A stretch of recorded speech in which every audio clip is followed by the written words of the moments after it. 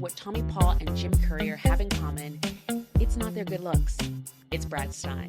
Hello, ground passers, and welcome back to Meet the Professionals. Today, we're sitting down with one of the most fascinating coaching minds in tennis, Brad Stine.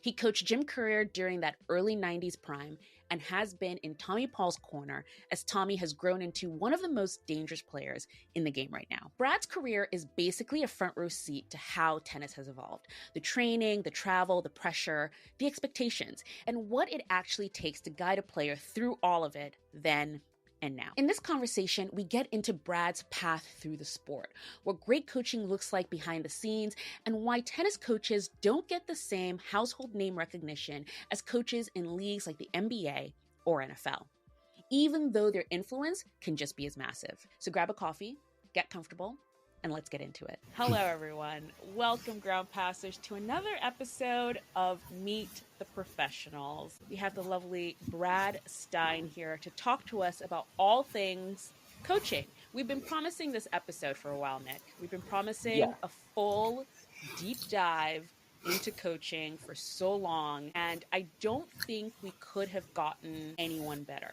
to talk to about this. No, definitely not. Am I turning red? A little bit. I thought maybe you were like sharing the beard that you've grown with your wisdom. That was such a nice intro, Anastasia. Honestly, I appreciate that. No, it's really great to have you on. You've had such a great sort of history and story with tennis, but with Meet the Professionals episodes, we start always the same way, and we'll start the same way with you. What was your earliest memory of what you wanted to do when you grew up? Wow. Earliest memory. I mean, when I was a little kid, I'm pretty sure that I probably said I wanted to be a fireman. Like for my generation, that's kind of what everybody said when they were a kid. You wanted to be a fireman. And to be honest, I would guess, like, I don't know that it was a clear memory when I was a kid, but I was a baseball player when I was a kid. I didn't start playing tennis till I was a bit later. So I probably aspired to want to be a pro baseball player. It's funny.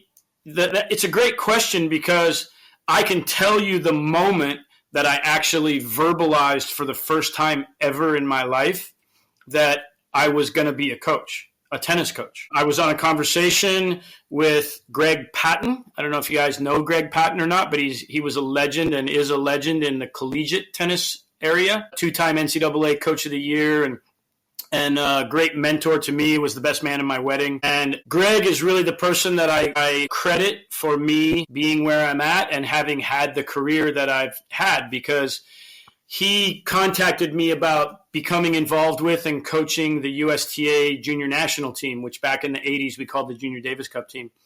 And we had two conversations on the phone. And on the first one, I actually said, no, I wasn't going to do it. I was 26 years old. I was still playing a little bit. I was playing kind of semi-pro-ish type tennis. I was traveling every summer for 3 or 4 months and going to France and playing these money tournaments in France and really having a good time, loving the tennis, but also loving just the experience of being in a different culture and all that. And I had already bought a ticket that year to go and play, and I was kind of feeling it was going to be my last summer, and then I was going to try and get a little bit serious about whatever it was I was going to do, which honestly at that time I didn't know.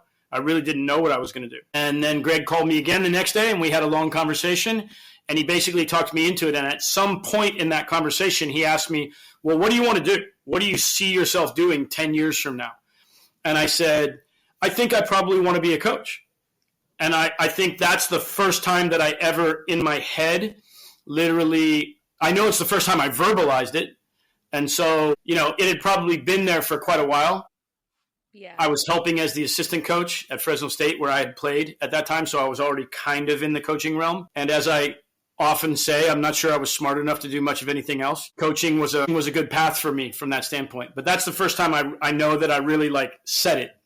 So I would say that's the first time. I was 25 and a half or 26 years old when that happened.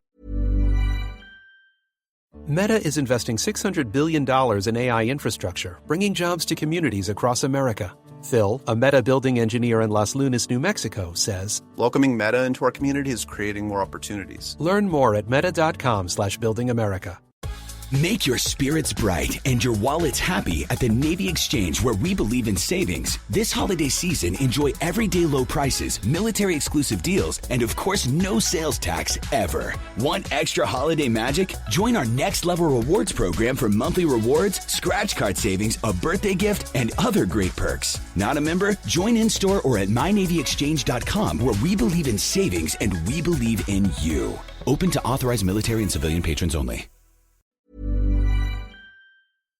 That's really interesting, Brad. So I guess what was it that kind of drew you to that? Because it sounds like that was something you hadn't really thought about, but something that you knew that you wanted to do. And I guess when you started, what did coaching look like for you? Yeah, I mean, when I initially started coaching, I mean, my coaching experience actually began in that summer of that year after I accepted that position with Coach Patton. So I was super lucky. He's a great coach. He's an unbelievable motivator. He still does speaking engagements as a motivational speaker. That team that I was exposed to, right, the very first time that I was really involved with coaching, here I am coaching the best players in the United States on our Junior Davis Cup team, which in that year was the first year we started a 16 and under team. Previously, it was always just 18 and unders. And we had Pete Sampras, Michael Chang, Jim Courier, Jeff Tarango, Jared Palmer, basically every guy, Todd Martin, Malavia Washington, every guy that became a top 100 player in that generation, except for Andre. Andre was already kind of like ahead of everybody and was almost turning pro at that point, and the rest of the guys were. So that was really my first exposure. And then at the same time, just crazy, fortuitous, situation. In the middle of that summer, the guy that was the head coach at Fresno State, who I'd been coaching with for a couple of years as an assistant, stepped down. After a 16-year career, he was a full professor at the school. He wanted to spend more time with his family. And so he contacted me and he said, hey, I'm stepping down. I'm going to push really hard for you to get the head coaching job. Do you want it? And I was like, absolutely, I want that job. So in that same summer, I got the head coaching job at Fresno State. And at that time, I was 26, and I was actually the youngest Division I head coach in the country in college tennis then. Wow. So you you're so young, you get into coaching the Junior Davis team. How do you transition then to coaching on the Pro ATP Tour? Like, what was that sort of transition there? Yeah, you know what? It was that job. It was the Junior Davis Cup position, because that gave me an in and exposed me to all those guys. And so I knew all those guys. I did that job. That was a summer position back then with the USTA. Here in the States, we didn't have a national training center back then. And the Junior Davis Cup program was a summer program where the kids were taken under the wing of the USTA. All their expenses were paid. And it culminated at the US Open. That was the big finish, but they played a full junior schedule here within the US. And so having that position created an awareness from those players, and for me, of those players. And then we were lucky. So many lucky things I feel like happened in my career. But there was an exhibition event that was held here in Fresno, California, where I live, at a really nice club. They have a super nice sunken center court, and it was called the Young American Challenge, and it was put on annually here in town. It had TV coverage, and it was an 8-player event, and they hosted it at this club, and there was one year where it was Courier, Chang, Andre was there, and I had already known Jim. That was after Jim had turned pro, and he had just been on the tour for I'm not even sure if he'd been on the tour for a full year at that point. But, I knew him, and I knew the other guys from Junior Davis Cup. So this is a few years down the line, and I went out, saw Jim, contacted him before he got here, chatting a little bit. We went out to dinner one night. We went to a jazz show here in town one night, and just talking about a lot of stuff. And he was telling me how he was struggling with a few different things, and I gave him a couple of strategies that I thought would help him, and he goes to this tournament like 2 weeks after he was here for that event, and he did really well. Can't remember, he made quarters or semis, had a couple of really good wins, and messaged me and was like, hey, thanks for the input. It really helped. I really applied that stuff, And then down the road, he's looking to make a change in coaching. And at the time, one of my really, really close friends to this day, Tom Gullickson, was in charge of our men's program back then. And Jim contacted Tom. He wanted to work with Jose Higueras. Jose wasn't really very interested at that time in traveling. He was working with some few different players kind of on a part-time basis with the USTA, mostly American players. And my name was on a short list that Jim came up with Tom Gullickson of people that he would potentially be interested in traveling with. And so Tom called me and said, hey, Courier's looking for a guy to be on the road with him. You know, would you be interested in doing it? And I jumped at the chance because 2 years earlier, Pete Fisher, the guy who's credited for developing Pete Sampras, called me and asked me if I would be interested in traveling with Pete. And being the genius that I am, I turned him down. So at that time, 2 years earlier, Pete had literally qualified for like one tournament. And I don't know, his ranking was like in the 300s or something like that. And I had, you know, I was the head coach at Fresno State, and I'd kind of gotten bumped up a little bit in the hierarchy of the USTA. And I felt like it was just too much risk to go on the road with this one young, Pete was like 16 and a half, 17 years old at the time, maybe younger. And so, you know, I turned him down. And then I sat in my office at Fresno State for 2 years watching Pete's progress and was like, you know, God, what an idiot. So when Jim came along and presented the option to go on tour, I jumped at it. And also Jim, when I started with Courier, Jim was ranked 28 in the world. So it was a much different. Right. So, I mean, so that's your start in the world of coaching. But I think in today's age, most people who know you as the coach of Tommy Paul. And we want to sort of get into the world of coaching as it is now, comparing it to what it was before, and then also looking forward. So the first thing I want to ask you is, what is the biggest difference between, for example, you coaching Jim Courier and you currently now coaching Tommy Paul? What do you think the biggest difference is? You know, it's funny. You know what the first thing that popped into my head was? What? Now we have a designated coaching area with good seats. Back in the 90s. Where were you before? No, I'm serious. Back in the 90s when I was coaching Courier, we just would like find seats to sit in. We didn't have like designated areas except for at like the slams, and everywhere else it was like literally just like find a seat in the stands where you can get as close to the courts as you can. And so it was kind of like you were just floating around, you know, and not very many guys in the 90s. And I would say this is another big change. You know, it's not specifically about coaching, but it is about like the whole experience. There just weren't very many big teams. You know, it was like, you know, when I coached Courier, and I coached Courier on and off, I call it Courier 1 and Courier 2 because we had a little break in the middle. But we were together for almost 8 years, and we traveled, you know, probably 90% of the time or more was just the two of us. Jose came to 3 of the slams. He never came to Australia. He came to the French, Wimbledon, and the U.S. Open.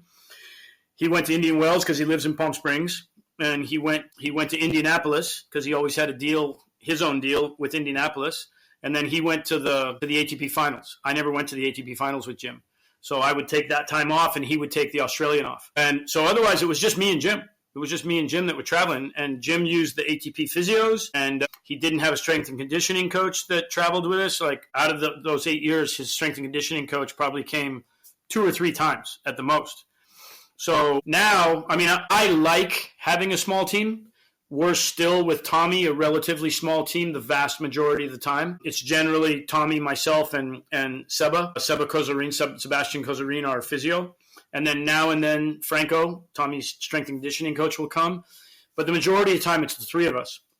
You know, when you look around at a lot of the other players, you know, you have teams of 4, 5, 6 guys sometimes that are on the tour, whether it's a parent or they have a psychologist now that's coming to, especially to the bigger tournaments, not every week, single week, every week in and out.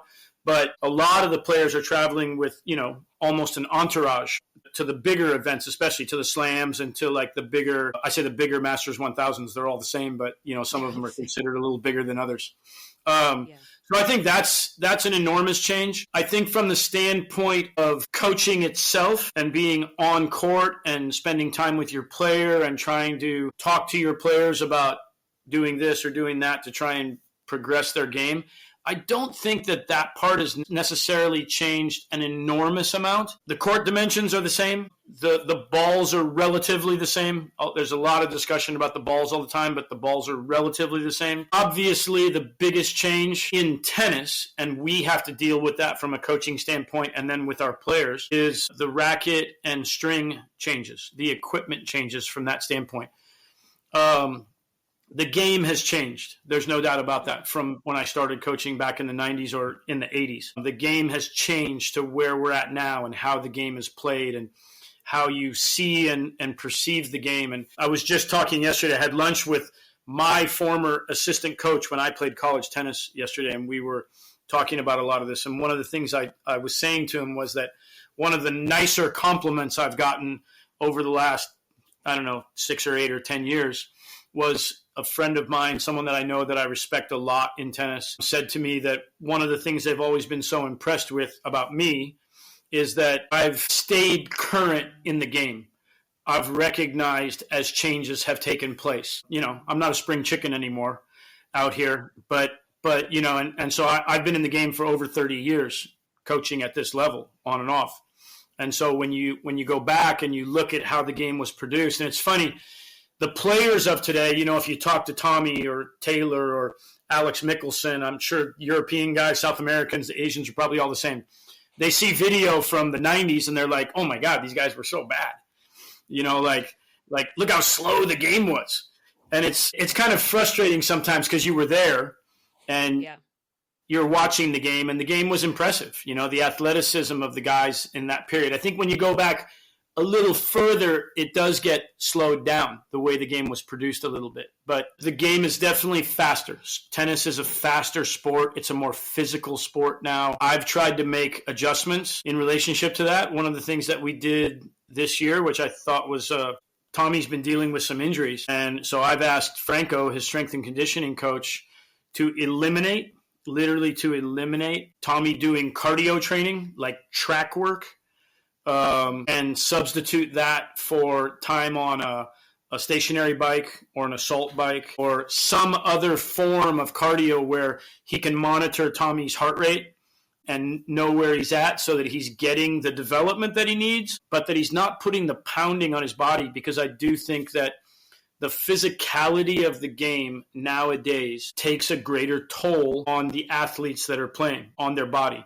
And so if we as coaches can find a way to reduce that in what we're doing away from the tennis court, because obviously we're spending a lot of time training on court and then playing matches, and that's a pounding on the body. So way more of a pounding than it used to be, I think, So that's a big change, I think, is trying to be aware of that. And I know that's just for our team. I'm not saying that everybody else is doing that or that they should or that whatever. Franco didn't love the idea.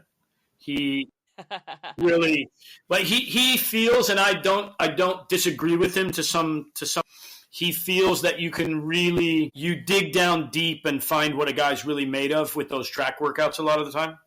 I think you can do the same thing on an assault bike or a stationary bike or a Versa climber. But he's agreed. And we did the same thing with Ethan Quinn, who's obviously a much, much, much younger, I'd say much, much, much. He's 7 years younger than Tommy, 6 years younger than Tommy. And but Ethan's also already had some little issues with his knee and with a hip. And so we were like, does it make sense? Even though he's younger, does it make sense to keep putting the pounding on the body right now? Let's alleviate that. Because one of my objectives with everybody I work with is to, obviously we want to have the best results we can have week in and week out, but we also want to have longevity. We want to be able to make sure that the players have a long career and that they enjoy that aspect of it. Yeah.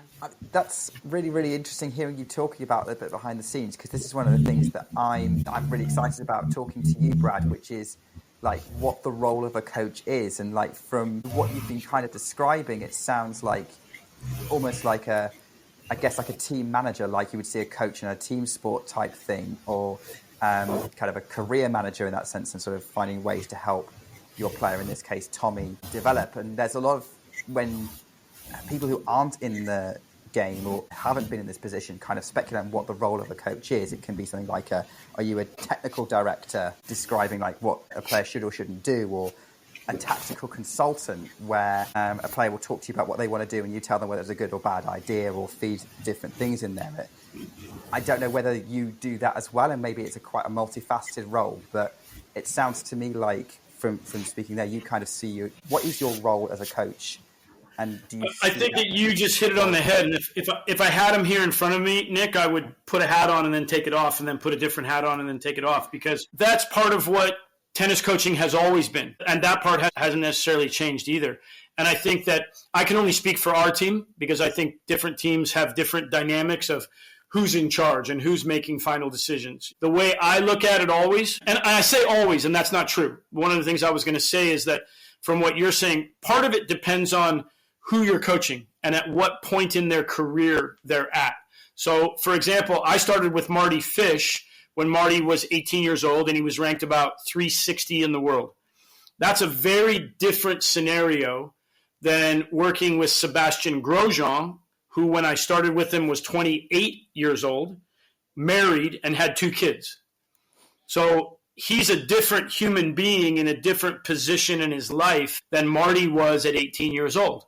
And so in working with Marty, I was much more of an authoritarian type of coaching situation. I'm telling him what to do.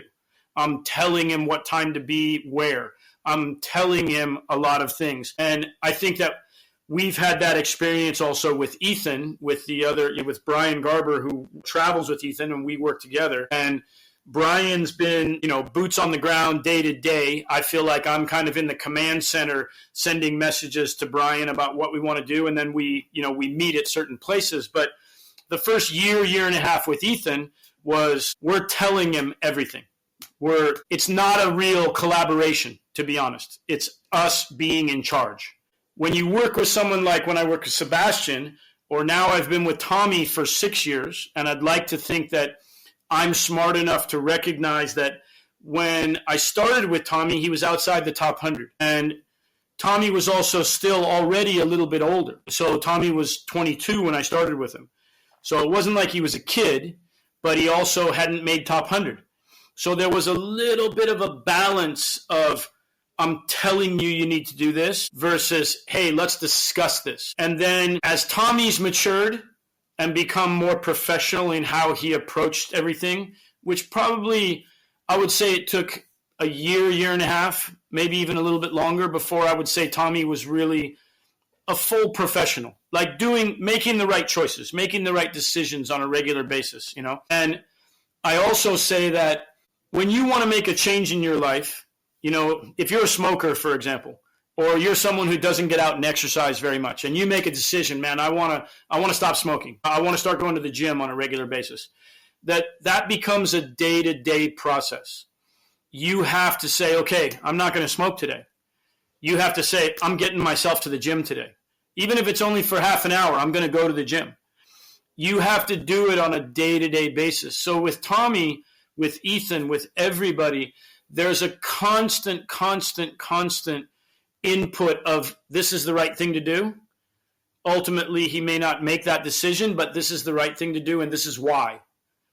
I'm a big believer from a coaching standpoint of explaining what it is that I'm asking them to do and why I think that's the best way to do it. And then as you work with more mature athletes, Tommy becomes 24, 25. Now he's in the top 20. Now he's he's out there on the tour. He's a veteran player now.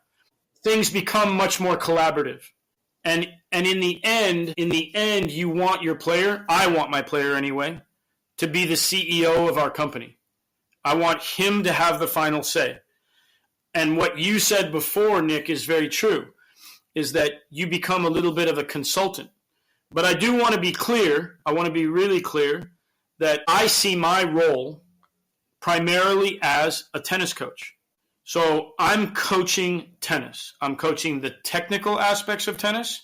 I'm coaching the tactical aspects of tennis. That's my number one priority. But it's also my job because I am the head coach of our team.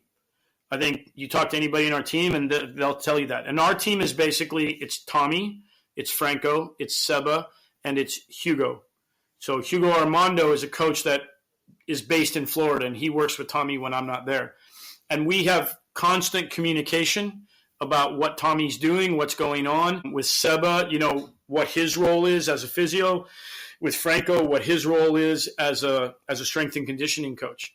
And we've been really lucky in our team to all really mesh extremely well together. And then you can even add and include Brian and Ethan into that. They're almost a part of our team in a way because they have input sometimes about what's going on with things.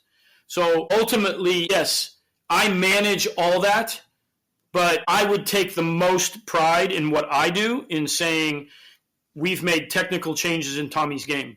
Tommy's forehand is way different than it was when we first started working together. Tommy didn't use a slice backhand virtually at all when we started. Now he uses a slice backhand very effectively and on a very regular basis. He didn't come forward. Now he comes forward and attacks a lot. Those are all tennis-related things that I'll take a lot of credit for, along with Tommy, obviously. So I need as a coach, one of the most important things that you want in your player is for them to be coachable. And Tommy's been extremely coachable. He's been extremely open to making adjustments, doing things a little bit differently, recognizing and accepting the vision that I've kind of created for him from when we started. And so to me, that's my first priority.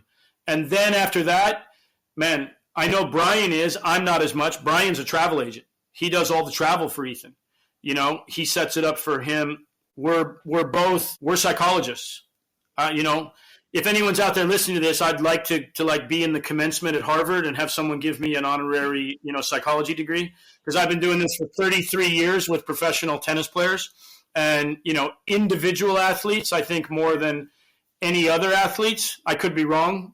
I've never coached another team sport, but I think individual athletes, the psychological aspects of being on the court are so significant. We talk about it. You guys talk about it, I'm sure, all the time. Yeah. Man, the margins of ball striking between, the very top players and a guy who's ranked 40 or 60 or 80 or sometimes even 150 or 200 is very small. The average tennis fan could go to a tournament and you could see a qualifier that's ranked, 280 in the world practicing on court with a guy who's ranked 20 in the world. And if you didn't know those players, if you're not a massive fan, you wouldn't be able to tell which one's which until all of a sudden they start playing points and there's pressure. And that's all the psychological aspects of it. So you're a psychologist. I'm lucky enough from my standpoint, I have a background. My college education was in kinesiology, exercise physiology. So I have a pretty good understanding of that. So when there's a physio-related thing, I would like to think that I have a decent amount of knowledge and input in relationship to that. Also just being around the game as long as I've been around the game. Seba and I'll ask Seba questions. I give Seba a tiny bit of input, from my standpoint. And I say that because he's great at what he does, and I'm not a physio. Franco has been absolutely phenomenal. Because when we started with Franco's philosophy about movement and footwork on the tennis court was a little bit different than mine. And he was extremely open to how do you want me doing it? What do you want me teaching, Tommy? Because I want what I'm teaching on the court to be reflected in what he's doing off the court so that we're working symbiotically with what's happening so that that's helping develop Tommy. And I think that Tommy's development as a player, a lot of it has been massively helped by what Franco's done, in the gym in relationship to movement and things that I wanted him to do. So, yeah, so there's a lot of different hats. I'm probably missing a couple, in there that we just put on. And on top of that, Nick, I'll tell you that when you travel the amount that we travel with a player, I'm still doing this on a very full-time basis, 30, 35 weeks a year that I'm on the road with Tommy, and we see each other every single day. You need both as a player and a coach to have a very good view of these. When am I coaching? When are we being friends? And when does that change? Because it can change like that. So, because for me, we might be having a discussion about whatever, anything, has nothing to do with tennis. But something comes up and all of a sudden you're in coaching mode. And you're like, you see how this relates to what we were talking about how you're trying to play or what you're trying to do. It's the same thing. And so you're just constantly, I think we as coaches, maybe it's a fault if you talk to, spouses or girlfriends or boyfriends or kids or whatever. Maybe we're always coaching, like we're always trying to get people to improve or do this or do that. So, man, there's a lot to it. There's a lot to it for sure. So here's the thing with homemade meals. Eating them is great, but all the chopping and measuring and cleanup, not so much. With new one-pan assemble and bake meals from Blue Apron, you get all the flavor of homemade meals with a fraction of the work. Just assemble the pre-chopped ingredients, bake in the oven, and enjoy. Shop Assemble and Bake at BlueApron.com. Get 50% off your first 2 orders with code APRON50. Terms and conditions apply. Visit BlueApron.com/terms for more. Meta's AI infrastructure is bringing jobs to local communities like Los Lunas, New Mexico. Phil, who grew up in Los Lunas, has seen the positive impact that Meta's ongoing $600 billion investment in American jobs and infrastructure will bring. I had to travel for work, missing moments I can't get back. Then Meta opened a data center and brought new jobs. Now, I don't worry about missing out anymore. Learn more about Meta's investment at meta.com/building America. That actually brings me to my next question, because just what you said there, how you're almost like a traveling circus a bit, and you've mentioned sort of the different players that you coach. How do you build trust with a player where, like you said, at different levels, you're coaching anyone from an 18-year-old where you have to like literally tell them what to do, to maybe someone a little older where it's more of a conversation, or you're in such close circles. Like, when do you know where it's coaching and, we're just having a conversation? How do you build that trust with a player, especially when you're just starting out? Sort of if you're a new coach and you're trying to start out with a new player, what is that process? Yeah, I think the biggest thing in relationship to that is the fact that, especially at the tour level, even at the collegiate level, I feel like, but especially at the tour level, I mean, obviously we're dealing with players that are the best players in the world. They know a lot about the sport already. They know what's been successful for them to get them to where they're at. Now they've hired you as a coach to try and help them. I think the bottom line is that the vast majority of players can kind of sift through the BS. If what you're espousing in the information that you're giving out is coming across to them and they're going, what is he talking about? Like that just doesn't make any sense to me. I'm not going to be able to do that, or that's not the way I want to play, or, whatever it is. I think they kind of figure that out relatively quickly. And that's where you see relationships not work out. I think the second factor in relationship to that, Anastasia, is some coaches not being very good at recognizing at what stage a player is in their development as a human being as well as a tennis player. I think some coaches have a more of an authoritarian type of approach regardless of the age of the player. And so maybe players like that. Maybe they like being told what to do. But I think at some point you want to give, and again, this is my personal opinion and it's my approach to how I do things. But I would have said the same thing in raising my kids. I have 3 adults now. I don't have any kids anymore. I actually have 3 adults. But when they were little, my wife and I, we agreed that our job as parents was to make our kids be independent. And that's the way I view my role as a coach. I ultimately want to make my player be independent. I want them to be able to make the right decision in a snap situation on the court. I used to say this a lot in the past before we were allowed to coach on the court. Now it's a little bit different maybe, but I used to say, ultimately, I want to make my job obsolete. I want to make them not need me. And as much as you try to do that, I don't think it ever happens. But I also think that in my experience, the more we're the players and give them that sense, the more they actually want to have you around because they respect and listen to what you say because you're not forcing it on them. So I'm someone who asks a lot of questions. I formulate things that I want to present to my players in question form a lot because I want them to have to process it and come up with an answer that makes sense to them in their own head, not me telling them exactly how they do it. That always creates conversation. And I think conversation and dialogue is one of the most important ways that you can possibly coach and get information across to your players. I think a lot of coaches would tell you that some of the best coaching that you ever do is away from the tennis court, over lunch or dinner or breakfast or whatever, when the player's a little bit more open. They're maybe not, irritated or frustrated with how they're hitting the ball at the moment. So all of those things become factors. And I think that honesty ultimately is a key. Look, you're in a relationship with your player, and the keys to any relationship are really good communication and honesty. And I think, again, players are smart enough to be able to recognize and understand those things and know when you're being honest and when you're not being honest. And I think sometimes that you have to be, I think my reputation has always been that I can be brutally honest.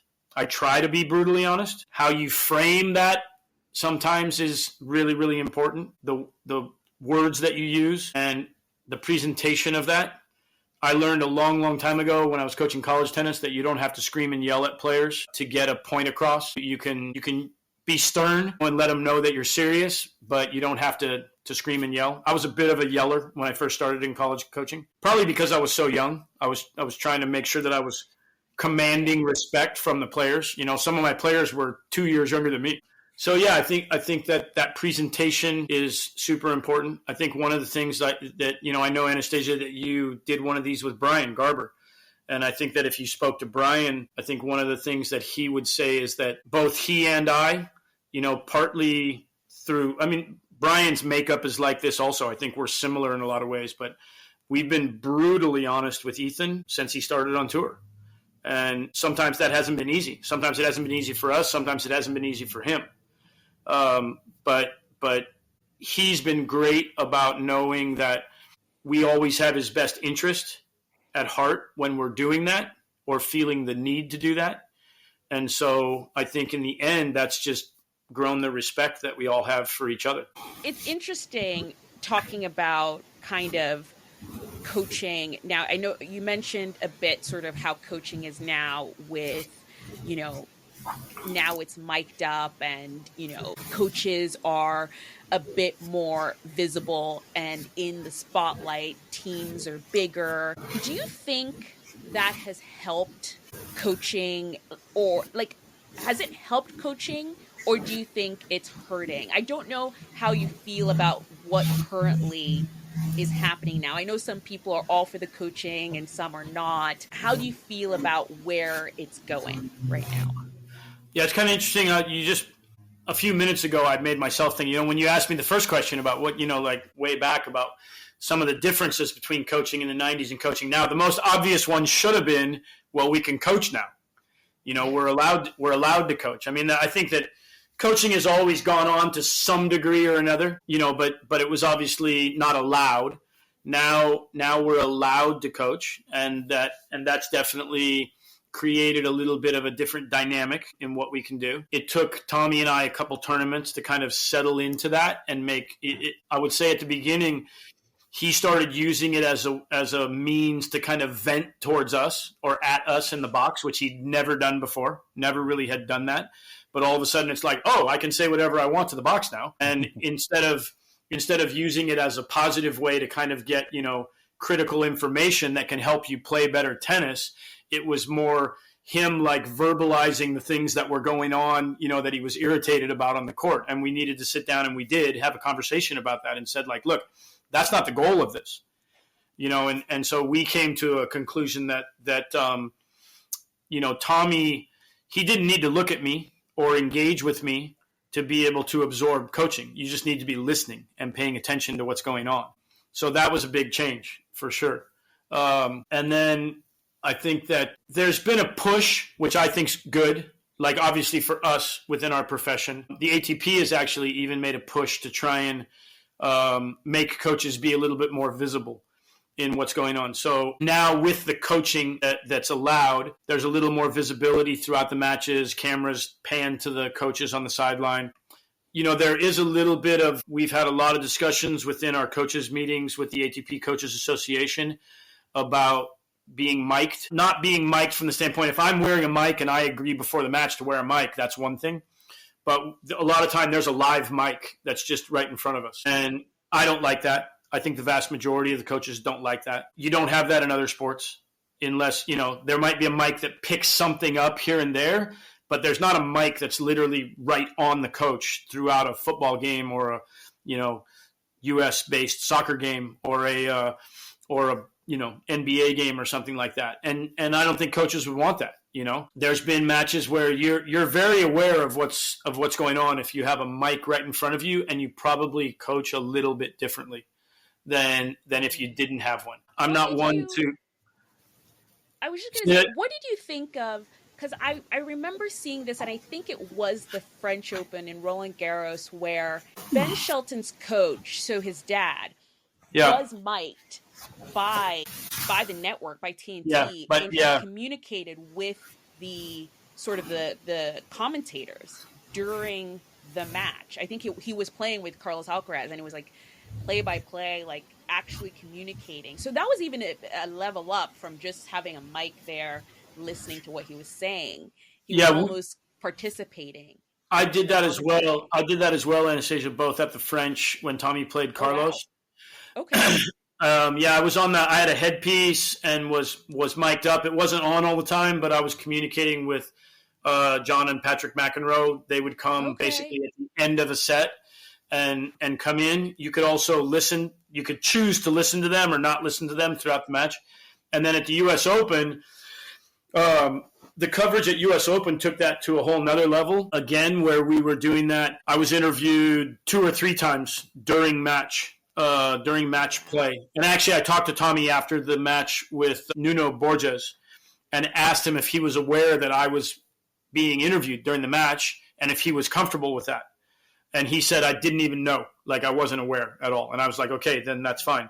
Because I wanted to make sure that he wasn't looking up and seeing me like, talking on the mic or whatever and going like, what's Brad doing? He's not paying attention to the match or whatever. So I wanted to make sure he was clear and okay with that. I do think that I don't mind that. I don't mind that they come to us at the end of a set. Whether I won the set or, Tommy's getting his butt kicked at the French by Carlos. And I'm mic'd up and they're asking me questions. And, at one point, Johnny Mack was like, do you think he should just stop? And I'm like, what kind of a question is that? I don't know. He's obviously, and his point was, that Tommy's obviously a little bit hampered. He's not at full output for the match. So should he stop? He's getting his butt kicked. So that was kind of like different. And at U.S. Open, 2-3 times during the match, and a couple times I think I was on air for like at least a minute, which anyone that's been involved in TV knows is a pretty long time. I think that creates great exposure for us as coaches. And so I think there's a point to that. I think that from a fan standpoint, the fans are interested by that. And I think that we should be doing more and more and more within our sport to engage fans and draw more people in. And if it helps that I'm on camera at the end of a set or in the middle of a set where there's a break and it makes sense for it, if someone is on an injury timeout and you have a headpiece you're already wearing and they come to you and say, hey, can we talk to you for 30 seconds while this timeout is going on? I'm going to say yes, 100%. I think every other coach should do the same thing, to be honest with you, because I think that's good for our sport. And that, for me, that's always, we're always very concerned about, the players. We want the players to be happy. We want the players to do this and everything, and that's important, obviously. But the players are out there competing, and just like Tommy not knowing that I was on the mic, they're unaware of that. But if we create a better product for tennis fans and we draw more fans into the sport because of that, then I think that's extremely important. And we get more exposure for ourselves as coaches. And I think that's important also. One thing that I would really like to see all the tournaments do, ATP, Grand Slams, everybody, PTA, and I've suggested this, I've spoken to some people about it, but I think that at every event, that in the finals, when you come to do the presentation at the end for the trophies and everything, that the coaches should be brought down onto the court to stand with their player and be introduced, potentially be interviewed, but at least should be recognized on the court rather than being up in the stands where their players go, I want to thank my team. They should be thanking their coach right there in front of them.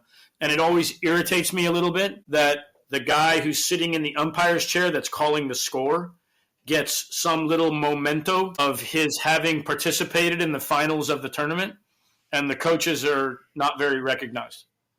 So Right. that's something I think that they could do, and they've started to do it at a couple tournaments. I think they did do it at a couple tournaments. Yeah. Interesting. Nick, just before you jump in, because this is actually, I had this written in, and just because we're in a flow with it, because this has been a big thing that I've been wondering, especially as someone who, I watch a lot of American sports, you know, like in basketball, you have coaching legends, really. You have, you know, Belichick and Phil Jackson, and you know these coaches. And in tennis, it's kind of like, you know, a few, you know, very few who have coached, you know, legends of the sport, but not really. Like if you ask someone on the streets, like, who's Novak Djokovic's coach, or who's, you know, Rafa Nadal's coach, you know those players, but I doubt a fan could name right away anyone who coached them. And what you're talking about here, it's kind of like, it's interesting to see that change is coming slowly, I guess, and we're kind of seeing tennis kind of transition to almost what team sports have been doing before, where, you know, other team sport coaches or managers who are almost as known as their players. Now tennis is moving in that direction. Yeah, it's an interesting concept when you look at team sports. You know, I was never a pro tennis player. I played collegiately. That's common in other sports. In our sport, it's much more common that players seek out former players, a lot of who have no coaching experience, not sure what their philosophies are from a coaching standpoint. So, but if you look at other sports, you know, whether it's European football, American football, NBA, baseball, a lot of the most successful coaches are coaches that played at a lower level, never necessarily achieved great stardom. There are those that did, but there's a pathway in most of those team sports to becoming a head coach at the highest level. And we don't necessarily have that, other than, and one of the problems that we've had in tennis, going back again to the 90s, and we still have it to this day, is that there's a real degree of unprofessionalness within the coaching ranks at times. And that's because we're an individual sport, and you have, you know, 500 or 1,000 or 2,000, if you want to go to the very bottom of the ranking list of, you know, guys that have one ATP point. Who do those guys take to a tournament to be their coach or their mentor or their support team? They take a buddy. They take some guy that's their exact same age that they played college tennis with. And they're like, hey, I'll pay your expenses if you'll come to Tunisia with me for 3 weeks for some futures. Even at the tour level with top 100 players, we get some people that are coaching that are questionable as to whether they're professional tennis coaches. And so that's always been an issue for us. Also, if you think about it historically, you know, if you go back to the start of my coaching career on the tour, I started at 31 years of age. And at that time, really, I never even really thought about it back then. But I was really part of almost the second generation of coaches. The advent of players traveling and having a coach with them really started, I believe, you can correct me if I'm wrong, you know, and you guys are tennis historians, but I think it started with Bjorn Borg, no? Leonard Berglund was really the first coach that traveled to tournaments ever, even if it was only Wimbledon or the French Open or a few of the events. I don't think anybody traveled full time back then. And then, you know, 5 years down the road, all of a sudden you had a few of the top guys that had coaches that were maybe traveling on a more regular basis. And then by the time I came along, it had become more common where probably out of the top 100, I'd say 25%, maybe 30%, 40 at the very most had coaches. And the rest of the guys were either traveling on their own or traveling with a buddy for a week here or a week there or whatever. Or they had a coach that they worked with on a regular basis, but he didn't travel all the time, traveled to just the major tournaments. So I really started at a point where coaching started to become more of the norm the vast majority of players. This was one of the issues we had back in the 90s. There was a coaching experiment that was done by the ATP. And part of the argument against it was that, well, a lot of the players don't have coaches. So now we're going to have some guy designating his girlfriend or his mom or his brother who's never played tennis in his life to be their coach and be sitting on the court. And that doesn't make a professional presentation. And so we've dealt with all of that stuff from a tennis standpoint, from a coaching standpoint, to garner more respect for what it is that we do. And Anastasia, you're exactly right from the standpoint. I kind of disagree. I think that if you went back, people that are real tennis fans would know who, like when he was playing, they knew who Stefan Edberg's coach was. They knew who Lendel's coach was. They knew, but only the guys at the top of the game. And that's not entirely different now. You know, if you asked most tennis fans who Ethan Quinn is, they would probably know that he's a young American tennis player that's cracked the top 100 and is doing pretty well. They don't know exactly where he is or that kind of stuff. But if you asked who his coach was, I mean, unless people know Brian, they're not going to know Brian. And it's the same with, you know, who coaches Shevchenko. You know, like Ethan played him at the French Open, and he had a team with him. I think he had two guys with him, maybe a strength and conditioning coach and a coach. I didn't know his coach. Like, I'm sorry if he's watching. And I feel like that's bad because I should know that. He's one of my peers. And despite the fact that my career may have been more notable in some ways than his career, I feel like we're peers. That's what we are. We do the same job. And he's trying to make his player as good as he can be, and I'm trying to make my player as good as I can be. And so I think that we have to continue to push and press for more professionalism within our sport. I think that the ATP could take a big role in that, in creating standards of, you know, like, do you have to pass a test? I don't know. Do you have to like do a presentation on court to, you know, 5 other coaches who've been in the game for more than 20 years or something?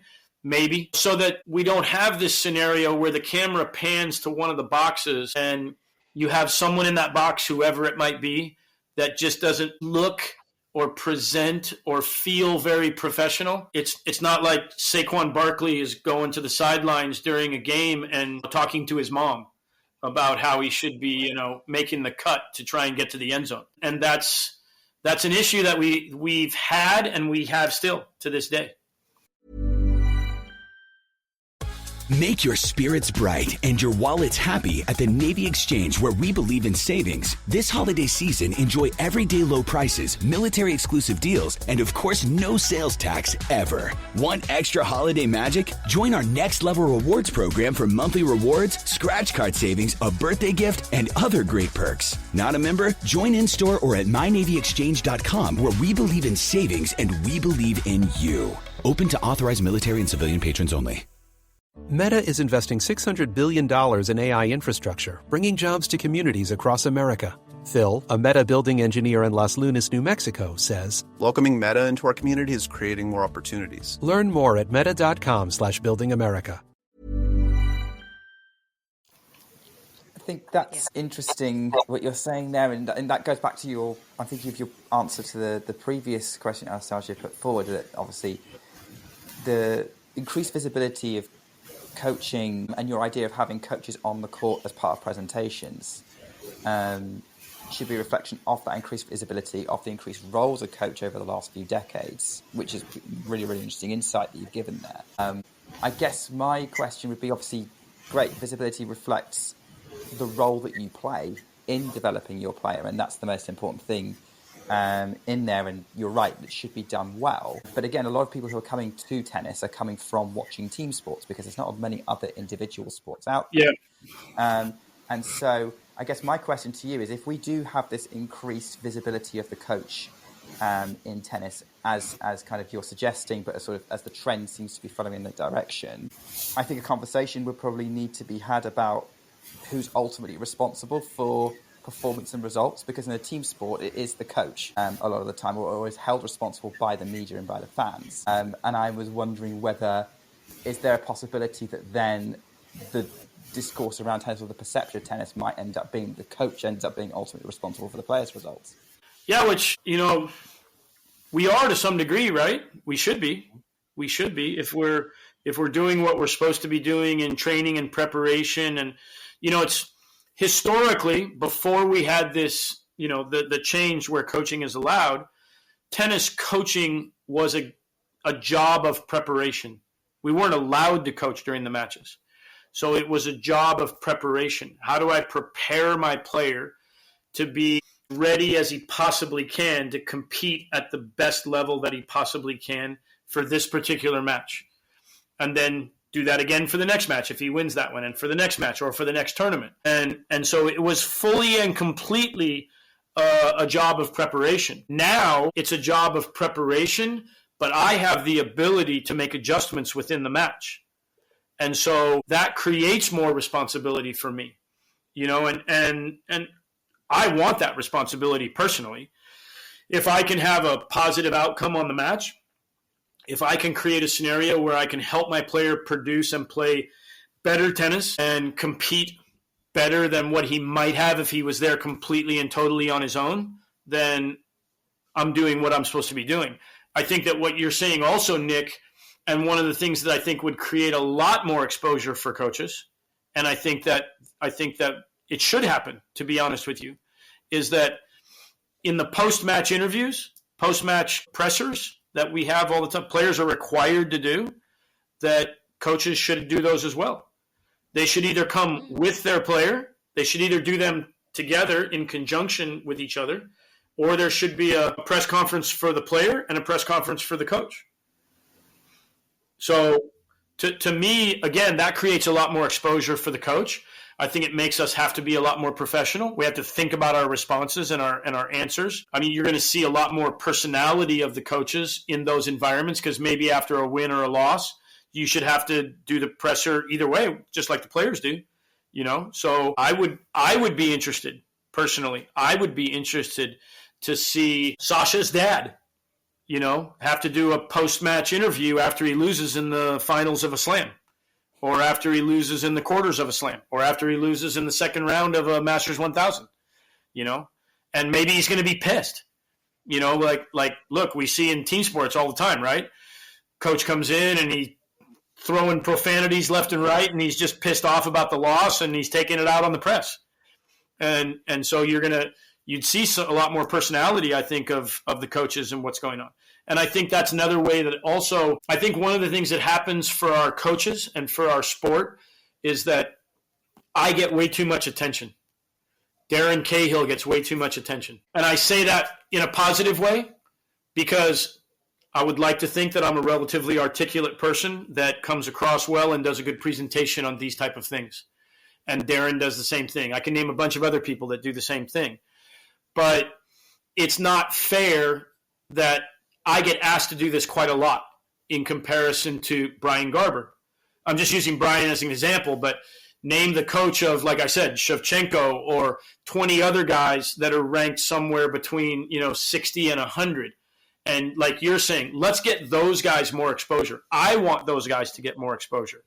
I want them to be recognized for the time and the effort and the work that they put in to trying to make their players better. But in our sport, because we have 100 guys instead of 16 teams, or instead of 32 teams, the coaches get lost in the shuffle. Who's coaching the 75th ranked player in the world right now? I don't know exactly who the 75th ranked player in the world is, but I may or may not know their coach, because of what, and also we have turnover as people come into the game. I'll give you a perfect example. When Lerner Tien broke through and went from being 350 to 90 or 93, he brought with him his developmental coach, who, they've split now, but he brought Eric Diaz along with him. Eric, someone that I do happen to know, and I think that, so now all of a sudden you have a new coach. You have a new coach that's on the tour. He's just appeared out of nowhere. So it's like he didn't appear out of nowhere. He's been working with Lerner for who knows how long, but all of a sudden now he's a tour coach. because he's sitting in the box at, Australian Open or the French Open or Indian Wells. And so that's a process that from a coaching standpoint we have to deal with also. And it's like, and that's part of the situation also. Eric Diaz is a very professional coach. He runs an academy. He's done this for quite a while. For a relatively young guy, he's been really successful. And yet at the same time, you might have somebody else that makes that same jump, and they do it with a coach that's a little bit less professional. It's a little bit less of a professional situation from what you think. And all of a sudden, now they're a tour coach. And I think that's one of the things that holds us back also, and that it's always been this way. I've always said this, that coaches at the top of the game, if you're coaching a top 10 player, if you're coaching a Grand Slam champion, it's 100% for sure. But you get a lot of exposure and a lot of attention. And you're lucky enough to get sponsorship deals and you make money from those things. Now so way more than you did back in the 90s. But there's a lot of great coaches that go basically unnoticed doing their jobs, and they do a great job because their player never maybe gets past 65 in the world. But getting that player to 65 in the world was an amazing job because maybe that guy massively overachieved to get to 65. When he was 250, people were saying like, that guy will never make top 100. And you got him to 65. That's a great coaching job. But that guy doesn't get much exposure or attention or credit for that. And that's just the nature of our sport. And that's what you're saying. From a team sport standpoint, you could be the worst team in the league and coach is still known. He might be vilified for being the worst team in the league, but they know him. Yeah, and he might get fired. But, you know who he is, and a year later he's probably back in the game coaching with, a top 10 team in the league or maybe a top 5 or a top 2 team in the league, So tennis is tough. Without you guys asking a question, it's funny because from my standpoint, when I started in the game, I'm coming out of collegiate tennis, and I'm a little nervous for sure going into coaching at the tour level. And my goal when I got into pro coaching at the professional tour level was, man, I want to stay here for 10 years. I want to be in the game for 10 years. I don't want to be a flash in the pan. I don't want to get into the game and be here for a year and a half and then be gone. And no one ever remembers my name or knows who I was, because maybe I didn't do a very good job, or for whatever reason, I just wasn't able to stay in the game as long as I wanted to. I've been super lucky, obviously. Courier is my first full-time gig on the tour, and I'm being mentored by Jose Higueras, who, in my opinion, to this day is one of the most special, just amazing tactical, technical minds in our sport. And here I am, my first gig in tennis, and I get to be educated and mentored by that guy, and that was super lucky. And then Jim wins 4 Grand Slams and becomes number 1 in the world. I've been living off that ever since. Well, let's look towards the last section here, which is the future of tennis coaching. You've talked a little bit about that here already, but what do you think? I think we created this series, Meet the Professional, because, saw, a lot of people online, they're always like, oh, I want to work in tennis, I want to do this or whatever, but there's usually no sort of pathway, road for them to take. So it was nice to sort of talk to professionals in tennis who are not tennis players. But what do you think the next generation of coaches, what do they need to succeed? Because like you said earlier on in this, at least for now, there's no test, there's no school to go to say, I want to be an ATP WTA coach. So what do you think the next generation of coaches need to do?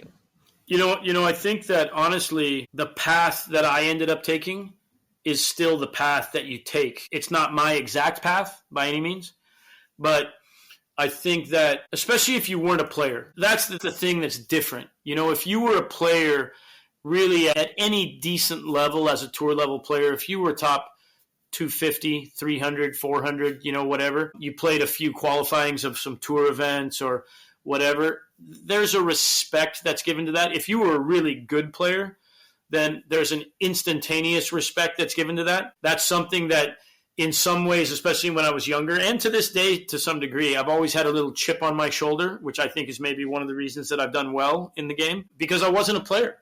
And I'm more than happy to say that all the time. You know, I was never a tour level player. Not sure that I was ever good enough to be a tour level player by any means. And so it's tour level players have an into the coaching aspect of our sport that is automatic.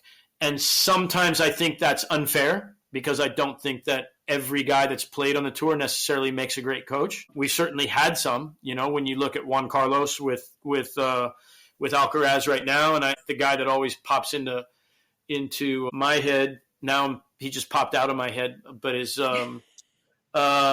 who coached Stine for the longest time, Swedish player that got to 2 in the world. Magnus Norman. Magnus Norman, I think he's such an intelligent, well-rounded coach, and I think that he, you know, their whole group, they have other coaches that are working with them from their academy, and I think they've done a phenomenal job. Don't mean to be giving them a plug necessarily, but I think that, you know, there's guys like that have been really good players that make really, really good coaches. There's a lot of others that over my, you know, 33 years on the tour, I've seen guys that have come out that were really good players, and they just weren't very good coaches. You know, they couldn't translate what worked for them or how they competed or what they did in a way that helped players get better. So from my standpoint, as a non-player, a collegiate level player, I think that ultimately you have to start at the junior level.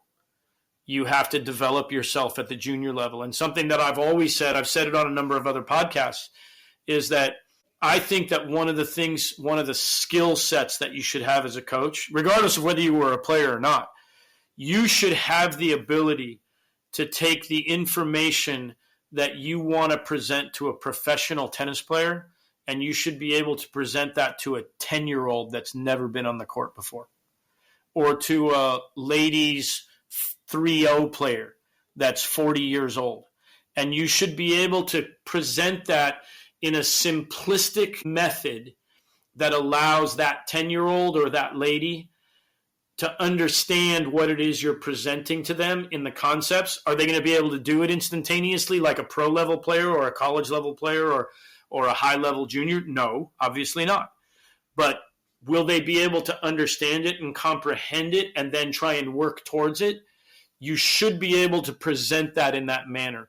And I think you gain that by working with juniors. I think putting yourself in a position where you're working with, 10, 12, 14, 15-year-old kids at all different levels of the game, and then that leads you potentially to now traveling and doing some work with a junior player, either on a national basis, or ITFs are such a big part of what goes on in junior tennis now.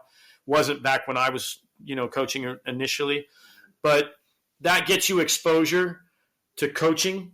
That type of coaching tends to be, again, like we went back to, a little more authoritarian. You're working with a junior, but taking the responsibility for being on the road with a 16-year-old and making sure that they're getting to their practices, that they're eating what they're supposed to be eating, that they're going to bed, that they're doing all that stuff.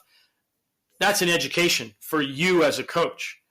And that then translates to, like, okay, if you do a really good job with that kid, and he's playing at that level where he's traveling and playing some international events, whether you're based in Europe or you're here in the States or you're in South America or whatever, you have those kids that are going to be around playing those type of events. Whether you take them for a 2-hour drive and spend 3 nights there, or whether you fly, to a different continent, you're getting a lot of experience in managing, back to what we talked about before, Nick, is not just the coaching. It's like I'm teaching him how to hit a backhand and a forehand and a serve and all that, but I'm also learning how to manage all the rest of that stuff that's part of coaching. That's actually part of our job as coaches. So to me, that's the pathway that you take. And then if you do a good job with that kid, anytime you do a good job, the greatest advertisement that you get is word of mouth. That kid's parents talk to other parents. Hey, this guy took our kid to South America for 3 weeks, and it was an amazing experience for him. He came back and he was a better tennis player than he was before. He was a more mature kid than he was before. He's telling me, Mom, I need to be eating this for breakfast because I want to have the right kind of energy. And you learn that from the coach, hopefully. Also exposing yourself. I did a lot of this when I was younger, exposing yourself to coaching conferences, listening to speakers. Now we get the advantage of having podcasts and those kind of things where you can listen to people. I think you have to be careful about who you listen to and who you don't. You have to be smart enough to pick and choose what makes sense to you, what doesn't make sense to you. But I think that's the pathway. And you develop a reputation, again, if you do a good job. If you don't do a good job, you're going to know it because those people aren't going to ask you to go on a trip again. And then you have to examine yourself and say, okay, how come I didn't get invited to take him to another, 3-week trip? Well, because you were a lazy sack and you didn't do anything, or because you went out one night and the kid snuck out of his room and was out until 1:00 in the morning and his parents found out, that's the kind of stuff that you find out about. And then you develop with that player. And if you do a good job with that and you're at an academy or you're somewhere else, you're going to get bumped up. Hey, you did a great job with this kid. Now we have an even better player. We want you to take him.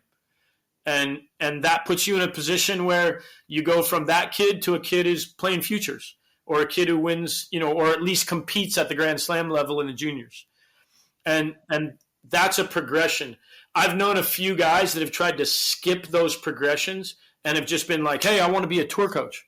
Well, where's your credentials? How do you deserve to be a tour coach? And there's one guy that comes to my mind, that thought he was just going to jump into being a tour coach somehow. And myself and a couple other people told him that's not how it works. You're not just going to just all of a sudden be coaching a guy that's a top 100 or a top 130 player out of the blue. They're not going to want to hire you because you have no background. So you have to put your time in. And if you think about that, like I've said his name a few times, but Anastasia, this with Brian. That's exactly how Brian, Brian much younger. Brian's kind of he's a little bit past where the start of my career was. And he, I think he's on a great path with Ethan. I think Ethan's a great player for Brian to be with. I've taken on the role of being his Jose a little bit. I don't put myself in the same category as Jose, but I think that I've been able to mentor Brian and help him along in some ways, and I think we've been lucky from that standpoint.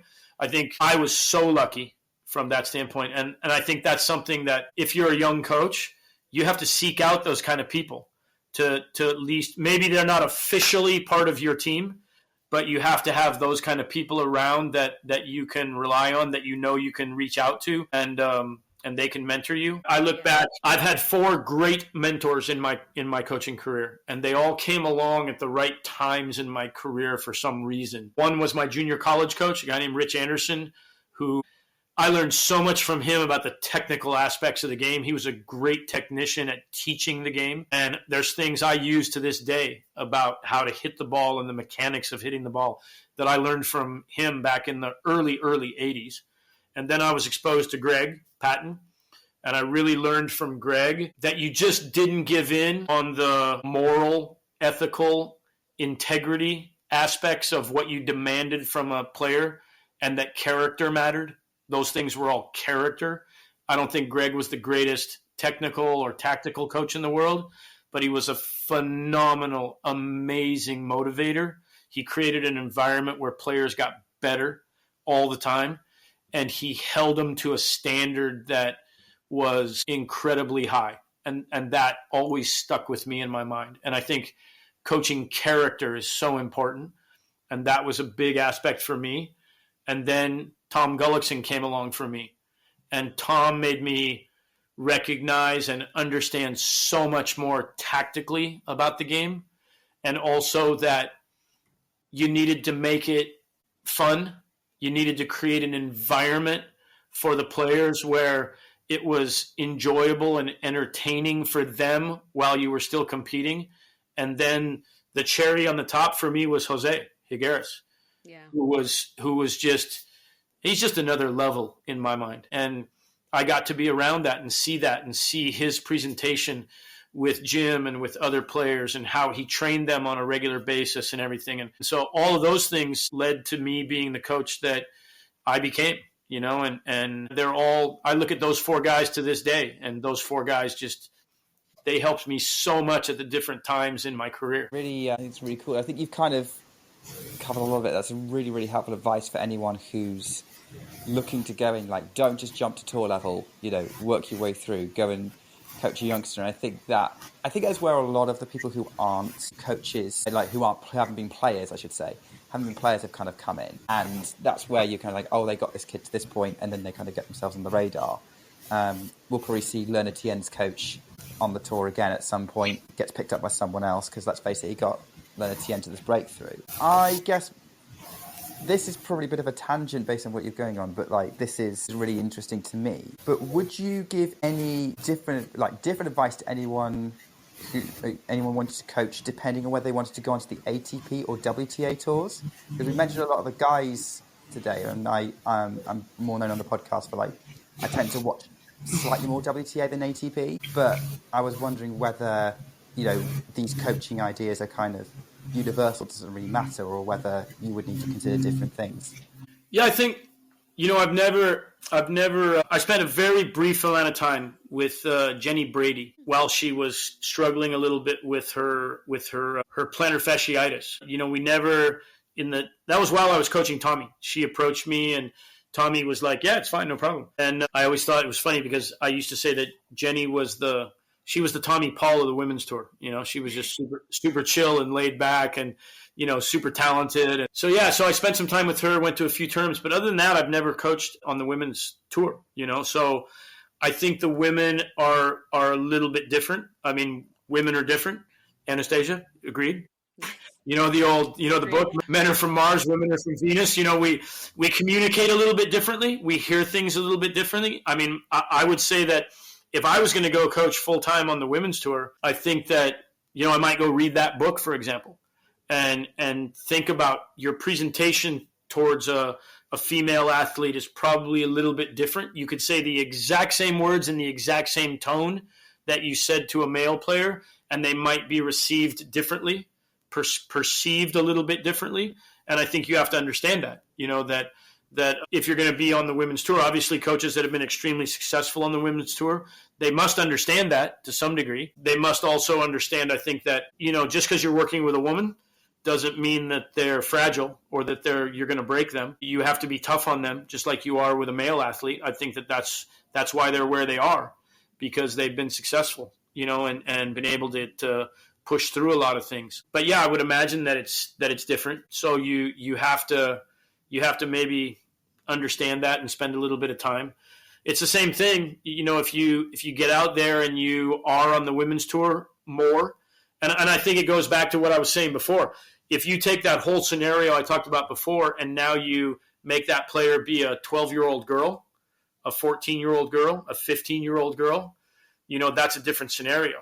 And the girls are different also. I mean, if you're going on the road with a 15-year-old girl, 99.9% chance that you're going with a mom or a dad, because they're not going to if you're a male coach, and especially if you're 22 years old and you're traveling with a girl who's 15 years old, I'm sorry, I'm not sending you alone with my daughter.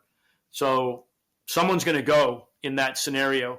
But I mean, if you're working with junior players that are girls, which I have been around more of, then I mean, that's a whole different scenario. They haven't necessarily achieved that point where they get to being a pro player. Doesn't mean, again, that you don't necessarily have to be hard and honest with them at times. But I think there's definitely a tendency for a different presentation. My firstborn is a daughter, and I love the fact that I had a daughter first, because I think it made me a little bit more genteel in my parenting, was having a girl first. That I think it made me like that with my boys, which was good, But I know that my conversations and how my daughter has dealt with difficult scenarios in her life over the last, 33 years is definitely different than how my boys do. And so, and that's just the nature of, the physiology and the mental aspects of guys and girls. And if you're not aware of that as a coach, I think you're making a mistake. You have to understand that for sure. Engines rev, are you listening? It's that time of year again. Happy Honda Days, where you can drive in a Honda wonderland of your own with a great offer on a fun-to-drive new Accord, Civic, CR-V, or HR-V. Hurry into your local Honda dealer and experience the wonder of Happy Honda Days with a great deal on your favorite Honda today. Driving in a Honda wonderland. Contact your local Washington area Honda dealer for a great deal today.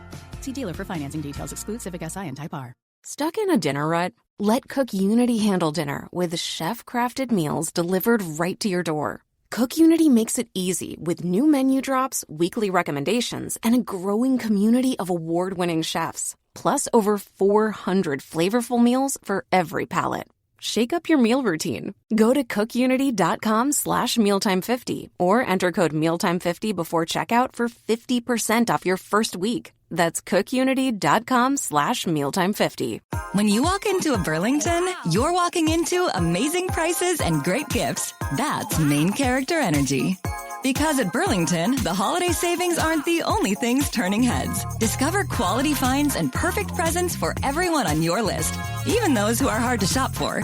Toys and jewelry to new beauty brands and styles, these gifts go seamlessly from our stores to under your tree. Seriously, with these savings, why shop anywhere else? Burlington deals, brands, wow. Okay, so we have come to the end of this awesome conversation, but I want to end on some quick fire questions just to wrap everything up because this has been so awesome. Quick fire questions. What is your favorite tournament to coach at? Oh, that's super easy. If you eliminated the 4 slams, it would be much tougher. But if you include the slams, for me, Wimbledon is I call it the Vatican of tennis. It's the history of our sport. Going to Wimbledon is the best by far. I'd agree. Now Nick is going to be happy. What do you think the most underrated part of your job is?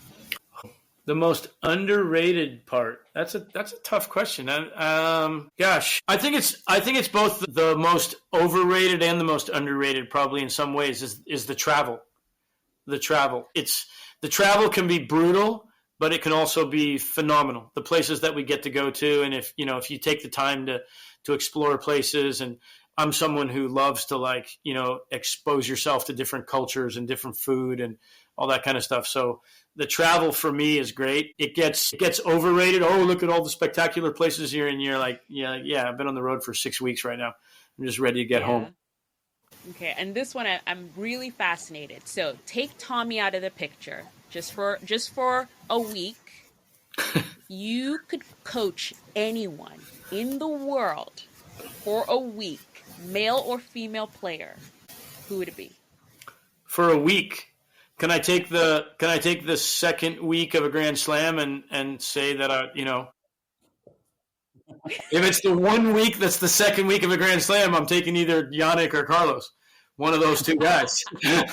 So, it's funny that you say that. I'm not going to say his name. But if you ask Brian, he'll know. I've said for a while that there's a guy on tour that if Tommy were injured or couldn't play for a while, there's a guy that I think I would really love to take on the challenge of coaching. I don't think it would be an easy challenge necessarily, but there is one player out there that I really, really would like to coach. Oh, now I want to know. I'll tell you off camera. Okay, fine. That being said, I don't want to, because you said this. That being said, I feel incredibly lucky to coach Tommy Paul. I think he's been, the 6 years that we've spent together, we haven't gotten stale in the least. Super excited for him to get healthy and get back playing because I'm really excited to get back on court with him and keep doing the things that we've been doing. And he's just such a good guy, and he's fun to be with. He's a fun guy to spend time with, and at the same time, he's so committed and dedicated to wanting to be as good a player as he can be that, like you said, 1 week, if it was right now while Tommy's still rehabbing, if someone called me and said, hey, would you do a week or two with me? I would do it probably. But I can't wait for Tommy to get healthy and get back on court with him. That's awesome. I guess my last question is going back to our ethos as a podcast, whereas we kind of exist to help newer fans or more casual fans keep things a bit more kind of simple, well, not simple, kind of easier to understand and kind of ease you in and guide you into the sport. And I guess I'd like to give you the opportunity to maybe address someone who's kind of listening or watching and is getting into the sport. What is it that you would most advise someone who is getting into watching the sport and becoming a fan to understand about the sport of tennis? Man, to understand about the sport of tennis. You know, the first advice I would give them, Nick, is go to a tournament. Men's tournament, women's tournament, whatever it might be. It doesn't matter. You got to go see the sport live. You got to go see it live. It's like every other sport. I don't care. You know, like Tommy said he's not a soccer fan, you know, and I took him to his first soccer games and he loved it. You know, people say baseball's boring or whatever and stuff. Go to a live baseball game. It's a blast. It's an absolute blast.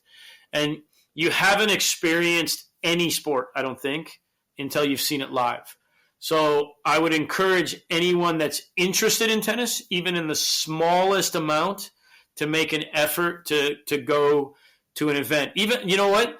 Go to a futures event. Go to a challenger. Go to a tour event. Whatever it is, men's or women's, you know, you don't have to go to a Grand Slam. Just find something that's as close to you as you can possibly get to and go experience live tennis at that level. It's an amazing thing. And then the other thing, you know, the only other thing that I would say, the first thing you have to learn is our crazy scorekeeping system. You know, it's like when you're a new fan and you're trying, you know, like as us that know the sport, if you talk to someone that's never been to a tennis match or never really watched a tennis match, but you know, you're taking them for the first time or whatever, and you're watching it on TV, and you try to explain the scoring system, it's not just the numbers. It's not the 15, 30, 40, you know, that part. It's, oh, you have to win by 2 points. And it's the first one to get to 6 games, but you have to win by 2 games. And then if you get to 7, they play a tiebreaker, and that's a completely different scoring system than the other scoring system. And it's like, it's crazy. You know, it actually is. But you know what? I've heard Billie Jean King and some other people talk about, like, we have to simplify the scoring system. Why don't we go to 1, 2, 3 or whatever and stuff, you know? And I actually don't like that. I think that we should maintain the history of our crazy scoring system, you know, but as a fan, you have to learn how to keep score, because otherwise you're watching the sport and you don't know what the heck is going on with the points. You're like, why are they still playing? Why? I thought he won that game. I thought this was going on here. So you have to learn how to keep score. That's the first thing. And then go to a tournament. Once you know how to keep score, then go to a tournament. I just want to say, we in no way coached Brad Stine to say go to a tournament. Do not tell him to say that. That's just our thing. But what do we always say, Nick? Go to a tournament and just see the sport live. Yeah. Brad, this has been awesome. I learned so much. We could keep talking forever, but it was really great to have you on Ground Pass and talk all things coaching. And I hope all you Ground Passers listening have learned a little bit more about coaching. You know, I'm looking forward to the Australian Open, where they have the, you know, coaches sitting on the court.